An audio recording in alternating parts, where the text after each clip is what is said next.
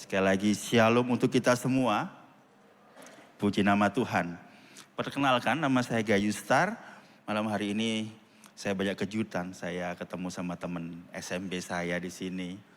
Lalu ketemu sama Pastor Albert juga, teman lama saya, dan saya bersyukur pada malam hari ini. Terima kasih untuk Tuhan Yesus, terima kasih untuk gembala, tim penggembalaan tempat ini yang telah memberikan kesempatan kepada saya untuk saya bisa melayani Tuhan tempat ini. Puji nama Tuhan, saudara. Hari ini kita akan berbicara mengenai satu tema yang saya anggap memberkati saya pribadi, saudara. Judul tema kita pada hari ini adalah Tuhan yang tidak spektakuler. Katakan sama-sama, spektakuler. Sekali lagi, kita sudah makan mungkin. Tuhan yang tidak spektakuler, sama-sama katakan spektakuler. Puji nama Tuhan. Saudara, sebelum pemilu, waktu masa kampanye kemarin, ada gereja teman saya yang tiba-tiba didatangi oleh 3 pria berpakaian tentara, saudara. Lalu semua bertanya-tanya,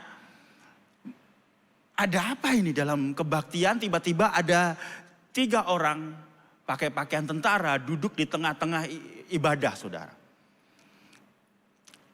Lalu ada perkiraan-perkiraan. Yang pertama mungkin karena pemilu, mau cek kerumunan apakah aman atau tidak. Yang kedua, karena memang mau ibadah tempat itu, karena diajak sama keluarga. Yang ketiga, karena salah gereja. Karena di tower itu ada 2 atau 3 gereja. Jadi salah masuk gereja. Nah, ini saya mau tanya dulu sebelum kita masuk firman.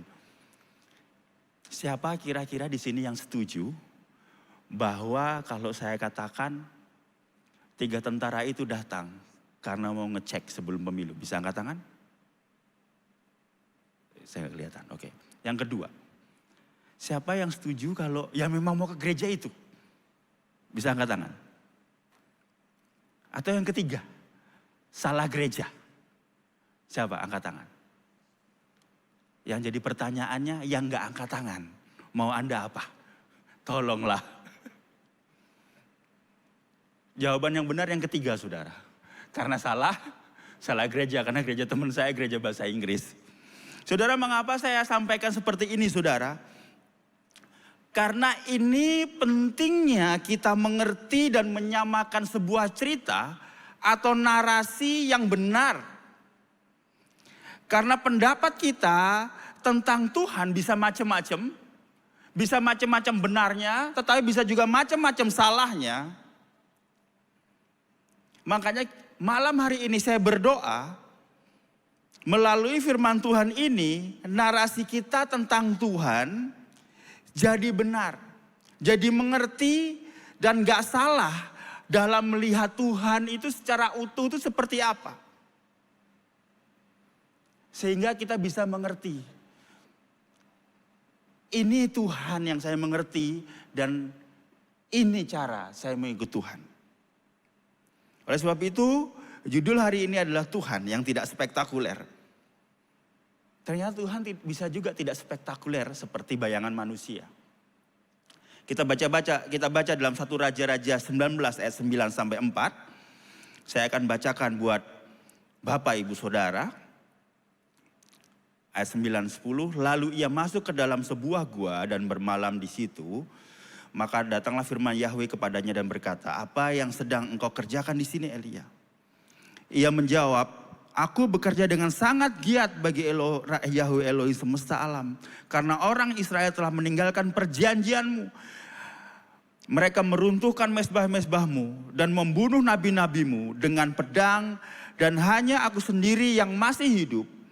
Dan mereka berusaha mencabut nyawaku.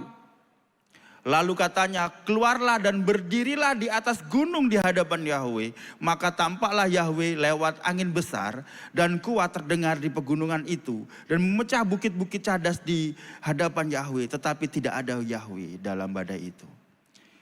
Sesudah badai itu terjadi gempa bumi. Tetapi tidak ada Yahweh dalam gempa itu. Sudah gempa itu datanglah api, tetapi tidak ada Yahweh dalam api itu. Dan sesudah api datanglah suara yang lembut. Ketika Elia mendengarnya, ia menyelubungi mukanya dengan jubahnya lalu keluar. Dan berdiri di ambang gua itu, lalu datanglah suara kepadanya yang berkata, apa yang sedang engkau kerjakan di sini Elia? Ayat 14, ia menjawab, dengan sangat giat aku bekerja bagi Yahweh Elohim semesta alam. Karena orang Israel telah meninggalkan perjanjianmu. Mereka meruntuhkan mezbah-mezbahmu dan membunuh nabi-nabimu. Dengan pedang hanya aku seorang diri yang masih hidup dan mereka berusaha mencabut nyawaku. Saudara, background dari cerita Nabi Elia ini adalah pada saat dia dalam pelarian dikejar sama Isabel. Setelah dia membunuh nabi-nabi Baal, lalu dia dikejar akan dibunuh, dia lari ke gurun, lalu duduk di pohon arar. Lalu Tuhan minta lagi untuk dia berjalan 40 hari 40 malam tanpa makan dan minum, dan sampailah dia di gunung ini, saudara. Di gunung Horeb, gunung Tuhan, dan untuk bertemu dengan Tuhan. Elia bertemu Tuhan di saat Elia sedang dalam masa sulit dalam kehidupannya. Tapi ini, saudara, Tuhan hadir saat Elia berada dalam keadaan lemah. Begitu juga dengan kita perlu banget untuk kita sadar bahwa Tuhan hadir pada saat kita dalam keadaan lemah, saudara. Tetapi yang kita tidak tahu dan susah kita mengerti adalah begini, saudara, bahwa Tuhan tidak selalu memakai cara yang spektakuler untuk dia hadir dalam kehidupan kita. Saat hadir dan sertai, dia bisa memakai segala cara yang kita tidak bisa paham. Karena caranya tidak bisa diketahui atau tidak bisa masuk ke dalam akal manusia. Caranya tidak bisa dibatasi oleh cara manusia. Contohnya, Elia diberi makan burung gagak.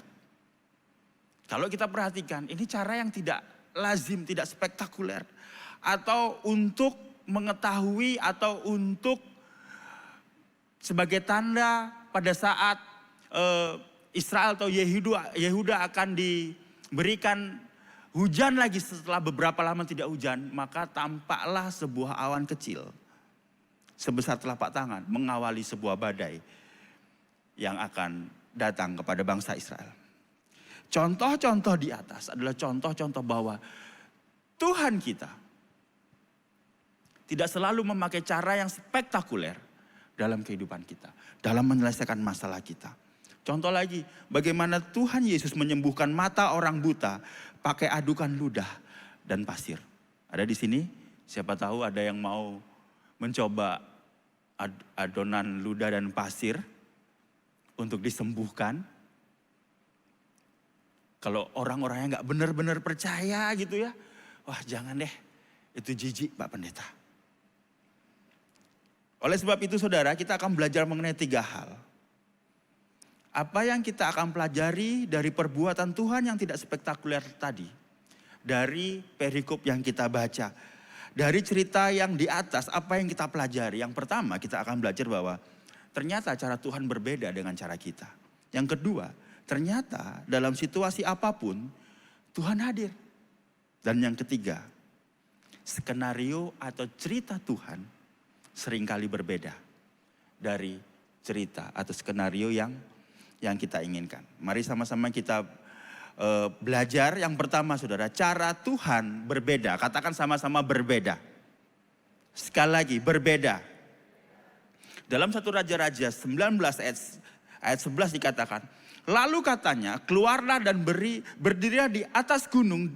Gunung itu di hadapan Yahweh, maka tampaklah Yahweh lewat. Angin besar dan kuat terdengar di pegunungan itu dan memecahkan bukit-bukit cadas di hadapan Yahweh. Tetapi tidak ada Yahweh dalam badai itu. Sudah itu terjadilah gempa bumi, tetapi tidak ada Yahweh dalam gempa itu.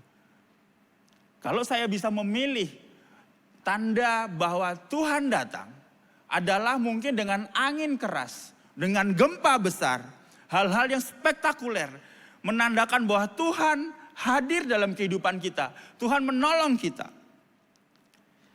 Kita ingin yang spektakuler, tetapi yang jarang kita tahu adalah bahwa Tuhan punya caranya sendiri.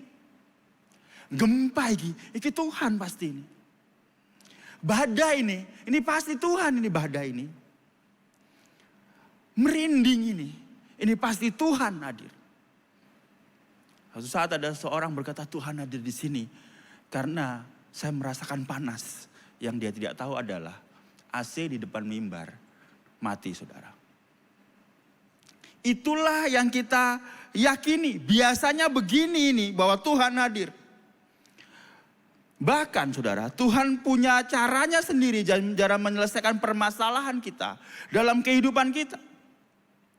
Seperti ayat-ayat sebelumnya, bagaimana malaikat memberi makan.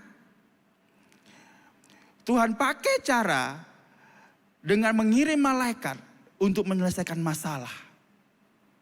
Tapi sayangnya kita sebagai manusia, kita seringnya sok tahu, saudara. Bayangkan ada seorang anak kecil, papa mama, kita mau nyuapin anak kita, lalu anak kita nggak mau, aku tahu, aku nggak mau. Apa yang akan terjadi? Kita tidak bisa menyuapi anak kita.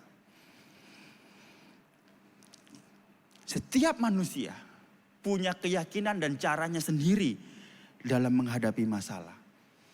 Yang kita lupa adalah bahwa Tuhan dalam kedaulatannya, dealing dengan setiap kita dengan caranya sendiri yang mungkin di luar nalar kita. Sadarkah kita bahwa kedaulatan Tuhan ada dalam kehidupan ini?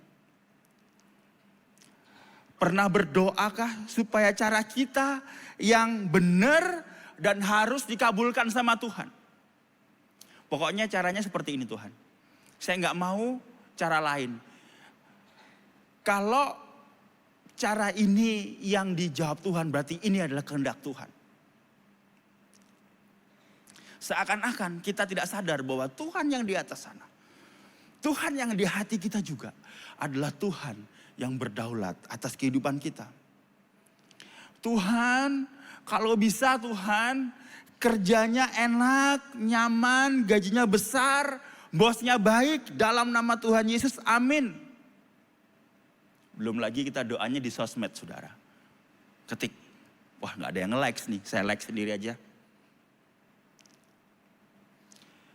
Kita lupa, kita adalah ciptaan dan Tuhan adalah penciptanya.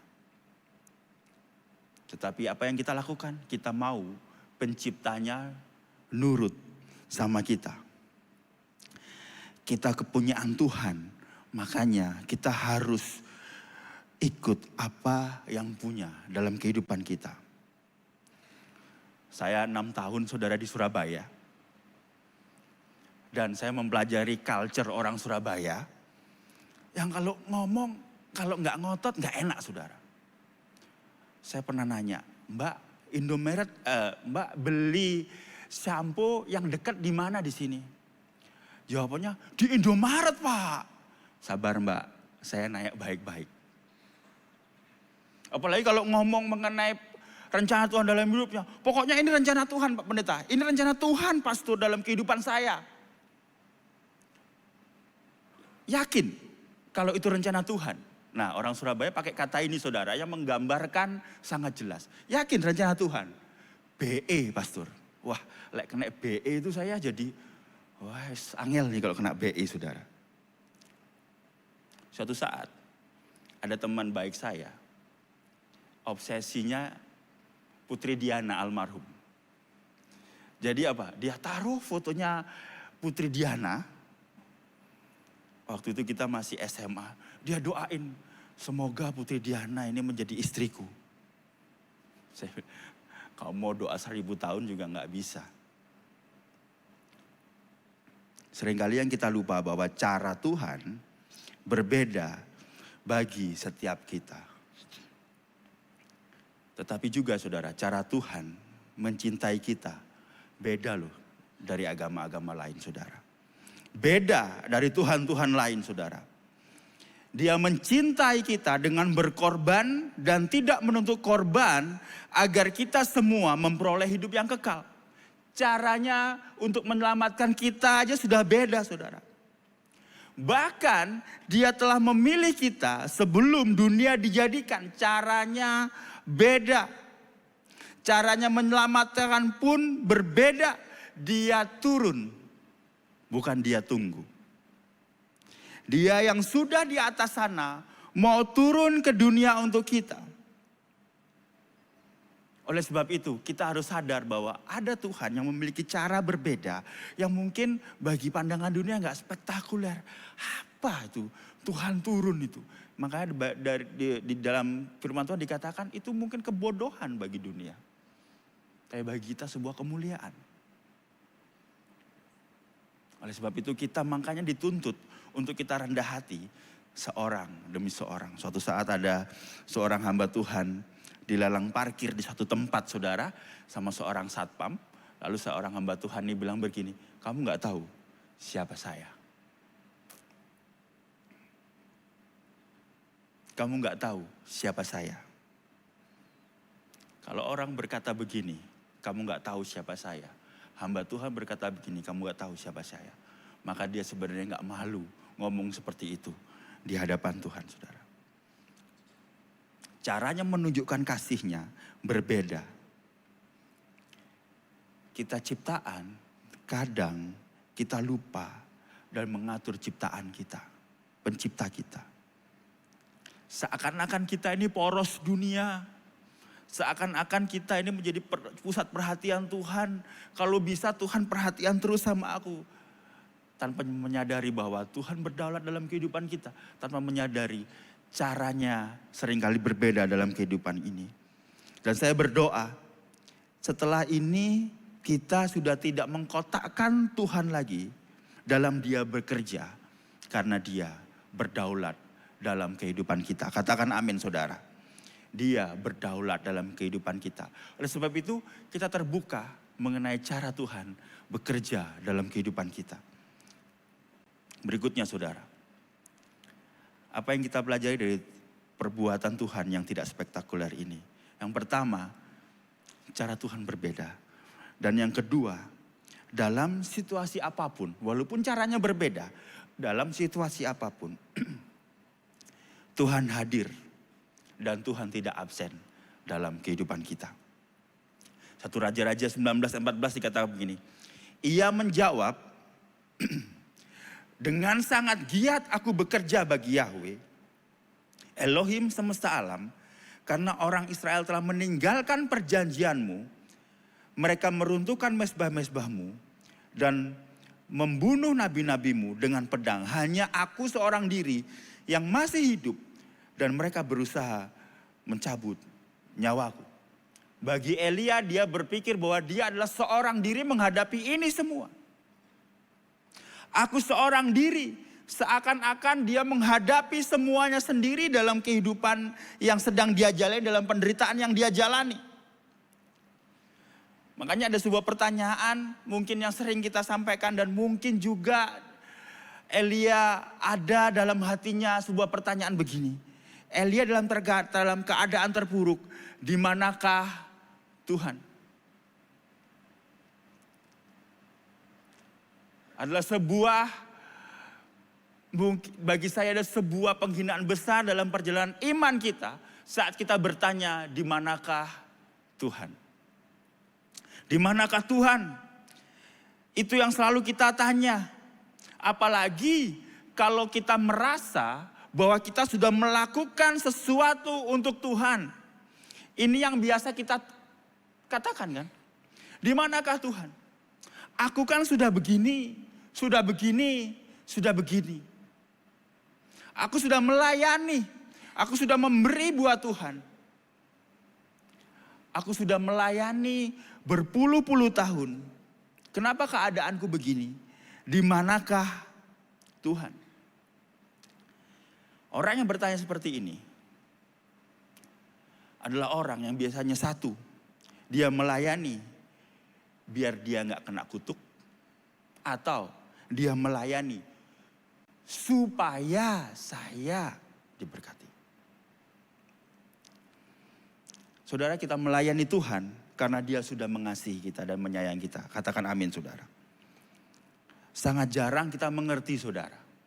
Pada saat kita berkata di manakah Tuhan dalam proses menjalani kehidupan ini, pada saat kita ada masalah, jarang kita bisa mengerti bahwa apa yang terjadi dalam kehidupan kita, Tuhan bisa pakai untuk memproses kita. Kenapa kita komplain? Karena kita tidak tahu siapa Tuhan sebenarnya secara utuh dalam kehidupan kita. Tuhan hadir saat kita dalam keadaan apapun, saudara. Dalam kasus Elia, kali ini Tuhan tidak hanya meminta malaikat memberi makan. Tapi Tuhan kali ini hadir langsung, juga hadir untuk Elia, saudara. Kalau di cerita sebelumnya, saudara, tugas malaikat hanya bangunin Elia, kasih makan Elia, suruh tidur lagi. Tapi kali ini Tuhan sendiri yang datang untuk Elia. Yang ingin saya sampaikan begini, saudara. Tuhan ada di perut ikan.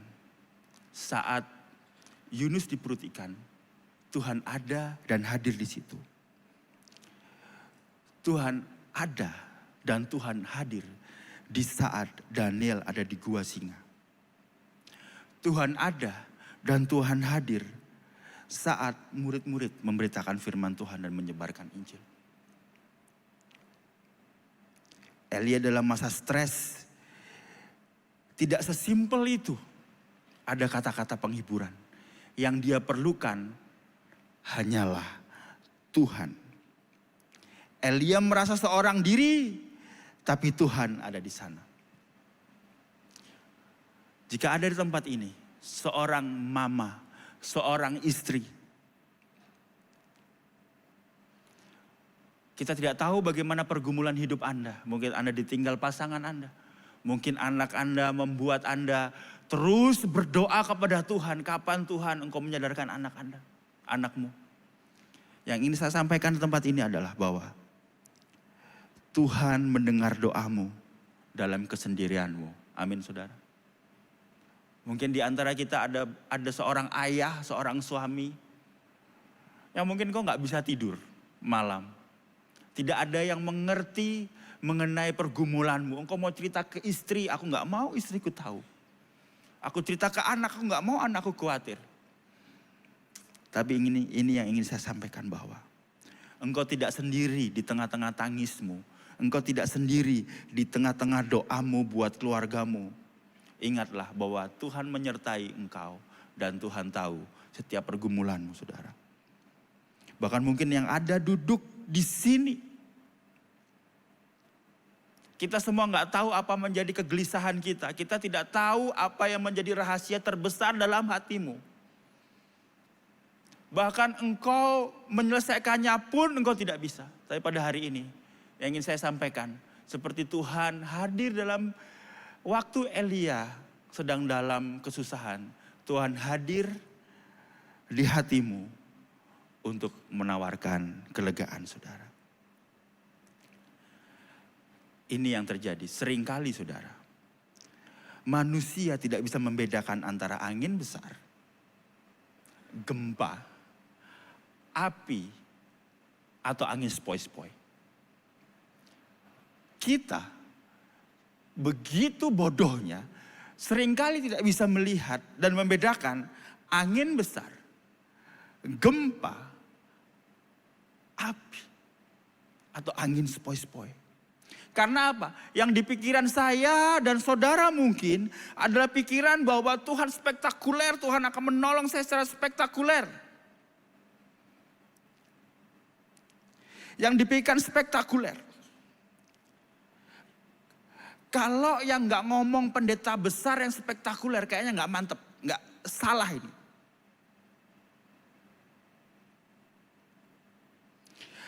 Kalau yang doain bukan pendeta A, maka doanya nggak manjur. Karena pendetanya kurang viral. Nggak spektakuler. Suatu saat saudara, gereja yang kami layani itu tidak besar saudara. Kecil saudara. Nah ibadah kedua itu ibadah yang sedikit sepi saudara. Tiba-tiba ada 3 orang ai datang masuk. Di tengah-tengah saya berkhotbah. Saya bilang, wah jemaat baru nih. Nanti saya mau kenalan. Dari belakang, lalu masuk ke gereja saya. Duduk di paling depan. Lama-lama dia bingung. Muka bingung dalam hati. Wah salah gereja nih. Pasti gereja sebelah ini. Tahu apa yang dilakukan? Tanpa babi bu dia nanya ke sebelahnya. Yang khotbah bukannya ibu ini ya? Bukan, yang khotbah gembalanya. Tanpa babi bu, dia bangkit berdiri, dia keluar.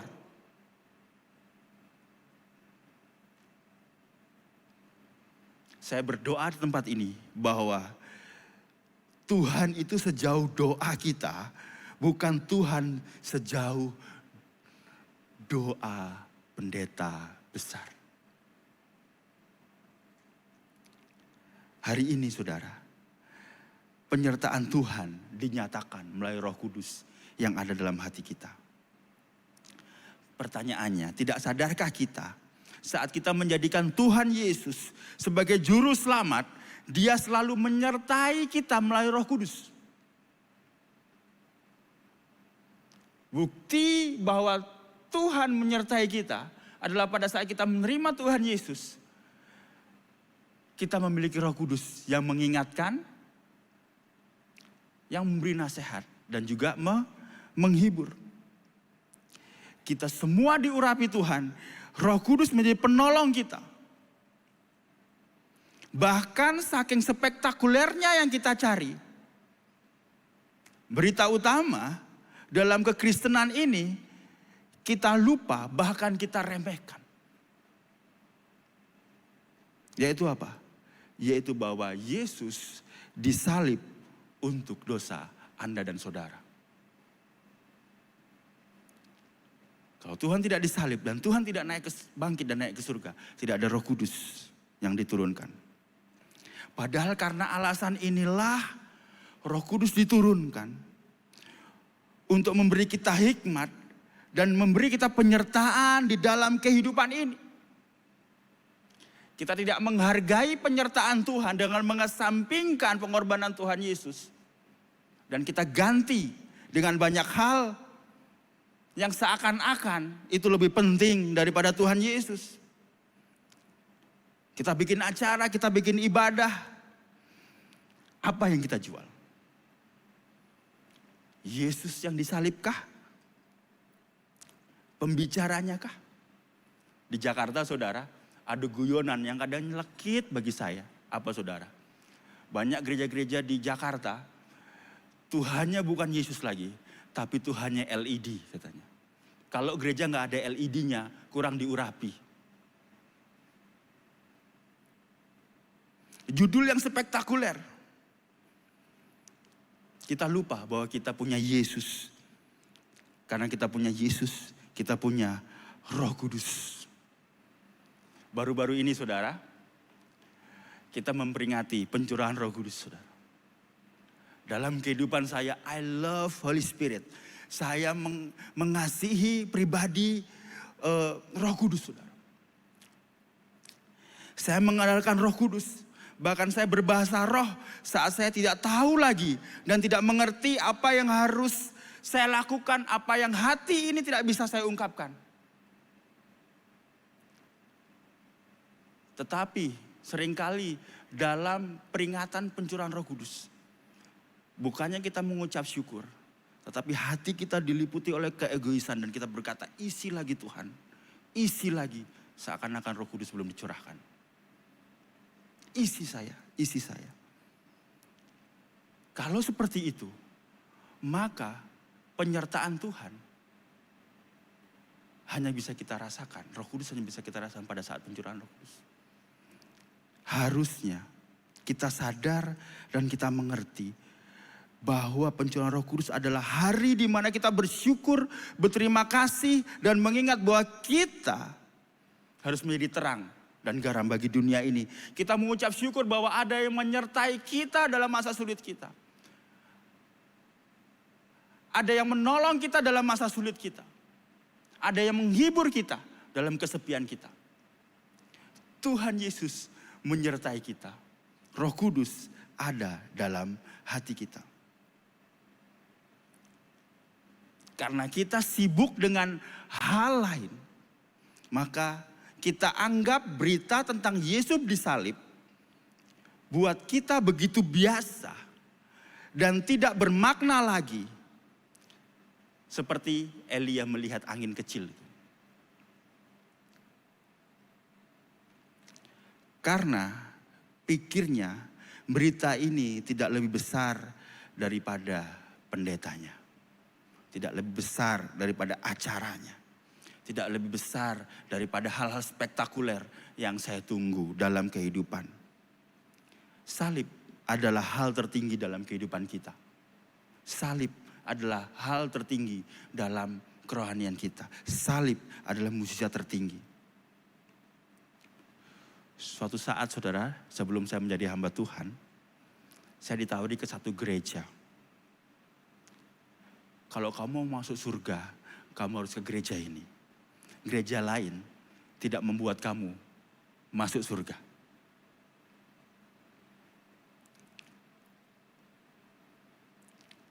Salib adalah tanda penyertaan dan kasih setia Tuhan, saudara.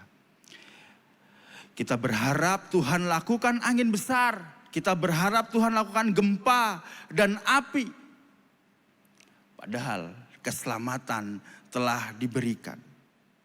Sadarkah kita sebagai umat percaya bahwa kita telah mencapai kemenangan terbesar. Kita telah mencapai mujizat terbesar. Kita telah mengalami mujizat terbesar dalam kehidupan kita yang dinyatakan dalam kasih setia Tuhan dan sudah digenapi melalui salib Kristus. Pak, jangan ngomongin salib terus. Udah biasa, Paskah aja. Atau Jumat Agung. Kalau Natal nggak kehitung. Karena ketutup sama bintang tamunya. Malam hari ini, yang ingin saya sampaikan, penyertaan Tuhan terjadi karena engkau mengerti bahwa Tuhan yang ada di atas sana turun ke dunia untuk kita.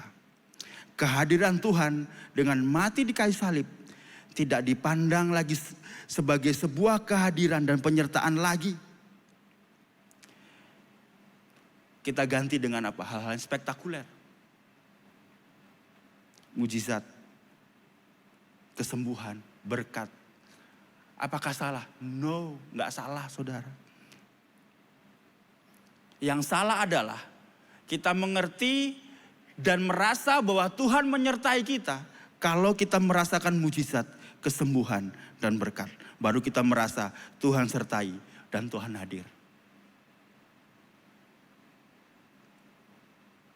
Mujizat terjadi kalau kita memiliki masalah. Masalah selesai, masalah besar selesai, baru kita memperoleh mujizat. Kalau hidup Bapak Ibu gak ada masalah, jangan berharap mujizat. Cari masalah namanya. Kalau engkau ingin memiliki mujizat keuangan, maka engkau harus mengalami masalah keuangan dahulu. Oleh sebab itu, sebagai umat percaya yang disertai Tuhan Yesus, mari kita hidup dari buah satu kepada buah yang lain. Hati kita telah dikenyangkan dengan hal-hal duniawi sehingga Yesus tidak lagi indah. Tadi saya makan bakso babi gundul saudara di depan sebelum saya ke sini. Sebelumnya saya ditawari seseorang yang lagi ke sini, mau titip bakso gundul enggak? Saya bilang enggak. Kayaknya saya sudah kenyang. Tapi tadi saudara, saya lapar, saya makan bakso gundul. Wah, surga terbuka saudara. Wah, ini bakso enak ini. Kata teman-teman saya, ada bakso babi di depan gereja YHS Malang. Lah itu luar biasa. Oke, saya coba. Seringkali hidup kita kenyang dengan nafsu duniawi, keinginan duniawi yang fana. Sehingga kita tidak merasa Tuhan hadir dengan cara yang spektakuler.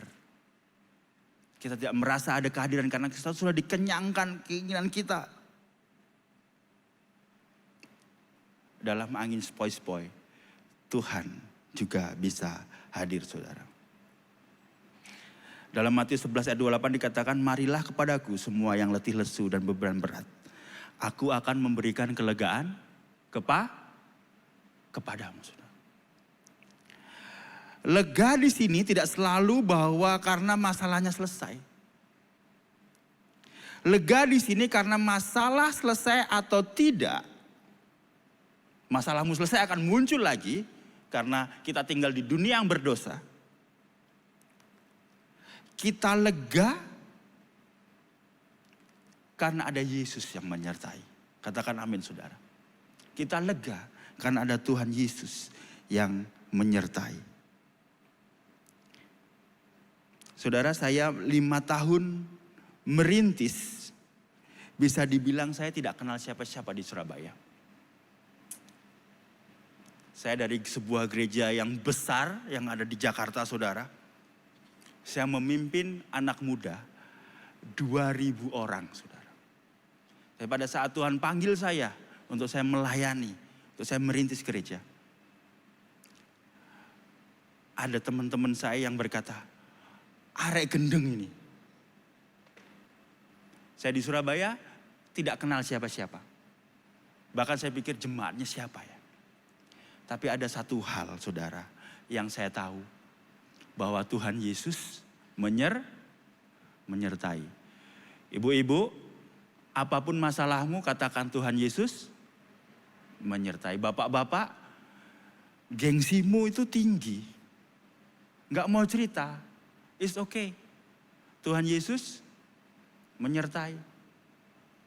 Katakan dalam hati, ada Yesus dalam hatiku.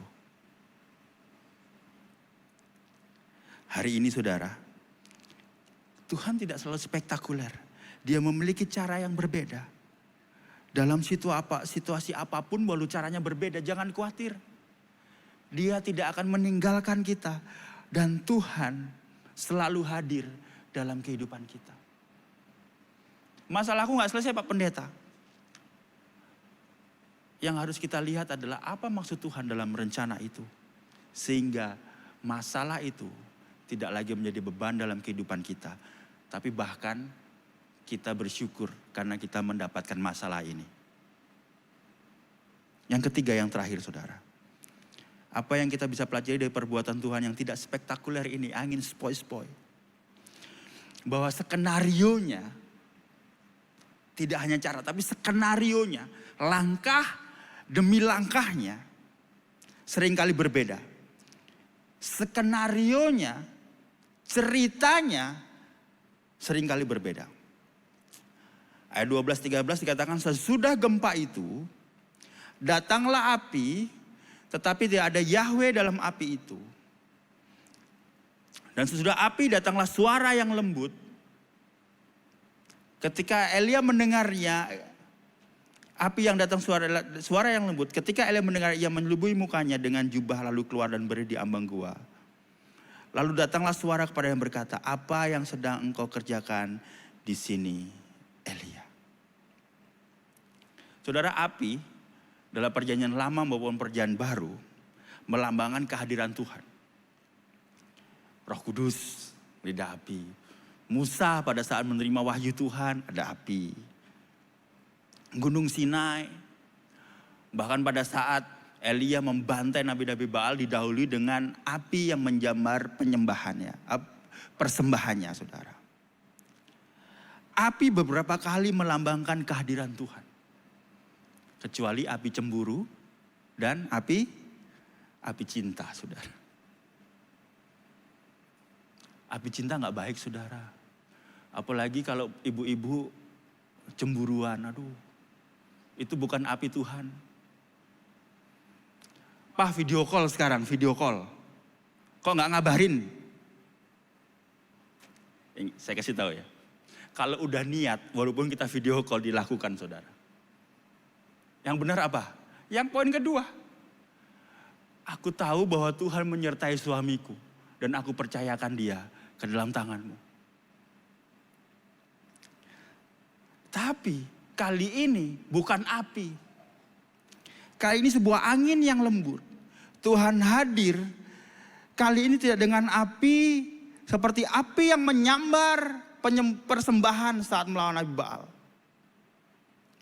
Tapi dengan tiupan lembut, angin sepoi-sepoi. Karena Tuhan bisa memakai cara apapun, tetapi kehadirannya dirasakan. Tapi yang berikutnya, skenarionya beda. Tuhan bergerak berdasarkan kedaulatannya dan tidak berdasarkan pengalaman atau kata orang. Nah, wong Jawa biasa nih ngene. Nah udah, kalau udah biasa nih ngene, udah nggak bisa dirubah lagi. Harusnya. Nah, pernah dalam perjalanan kerohanian kita berkata pengalamanku begini.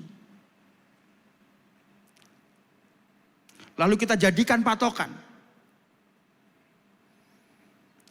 Teman saya dan saya dulu percaya kalau saya tumpangin mobil BMW di mall, maka saya akan mendapatkan mobil BMW, saudara. Paling enggak sekarang, belum kejadian. Enggak tahu nanti, saudara. Kita jadikan patokan, pastor itu nempelin di mobil, dia dapat BMW. Aku akan juga. Kita nggak tahu, mungkin Tuhan memakai cara lain atau skenario lain. Bahkan cara dia memakai kita memerlukan atau memakai skenario atau caranya sendiri. Suatu saat, saudara, saya melayani selama beberapa tahun di Amerika, lalu saya pulang untuk saya melanjutkan kuliah saya. 2021, waktu WTC runtuh, lalu pemerintah Amerika ada yang namanya special registration. Semua imigran yang berasal dari negara suspek teroris termasuk Indonesia harus melakukan special registration ini, registrasi. Pada saat saya registrasi, saudara, yang keluar adalah warga negara saya jadi warga negara Lebanon, saudara. Saya komplain, I'm Indonesian. Dihapus sama dia, sama officernya yang di Amerika. 2007 saya pulang ke Indonesia untuk saya ingin melanjutkan pendidikan saya. Pada saat saya apply visa pelajar, karena saya dulu tinggal di Bali, saya apply visa pelajar waktu dulu embassy Amerika masih ada di Dr. Sutomo. Tahu? Saya apply visa pelajar untuk sekolah teologi, saudara. Tahu apa yang terjadi? Lebanon saya keluar lagi, saudara. Saya dianggap teroris karena saya dianggap memalsukan identitas. Saya masuk, dia dibawa ke kantor polisi, nggak masuk penjara, tapi nginep 2 hari di kantor polisi, saudara. Di situ saya marah sama Tuhan. Saya bilang, loh Tuhan, saya mau melayani Tuhan loh. Kok saya seperti ini? Singkat cerita, saudara, saya nggak bisa ke Amerika. Saya kuliah di Jakarta, saudara, melanjutkan sekolah saya. Satu hal, saudara, saya benci sama yang namanya Surabaya. Surabaya adalah kota kutukan buat saya. Surabaya adalah kota di mana cita-cita saya melayani Tuhan hancur. Kan keren gitu. Kuliah di mana? Amerika, gitu kan. Kuliah di mana? Tangerang. Waduh. Saya benci sama Surabaya. Kota kutukan, penghancur mimpi, penghancur panggilan. Tapi Tuhan memelihara itu loh, saudara. Tuhan sertai saya, dia tidak membiarkan saya jatuh.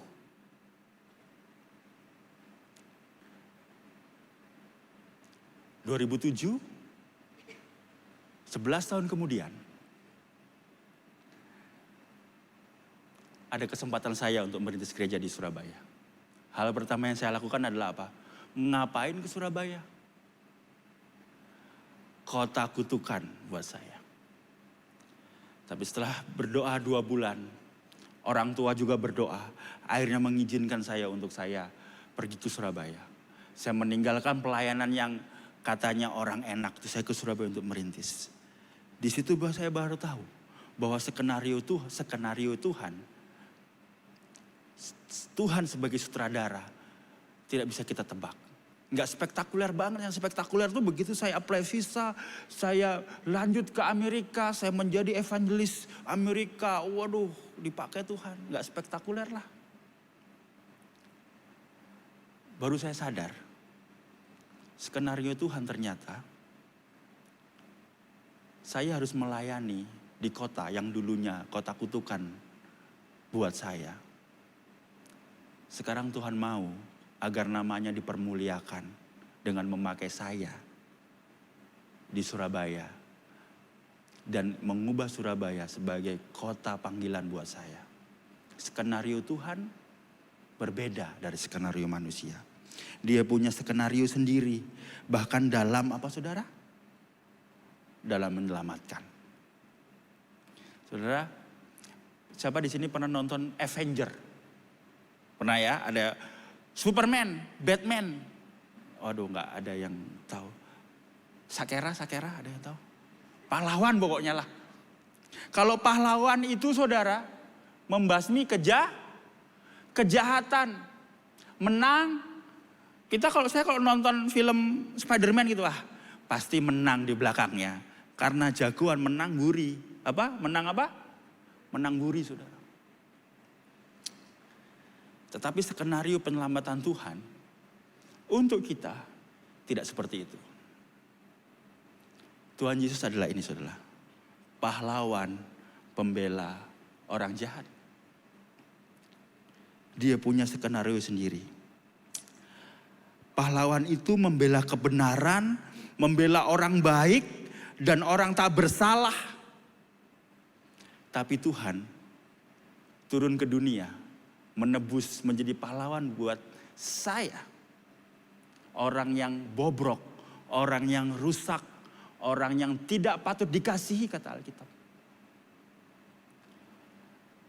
Tuhan menyelamatkan Anda, orang yang rusak, yang tidak layak untuk menerima kasih karunia.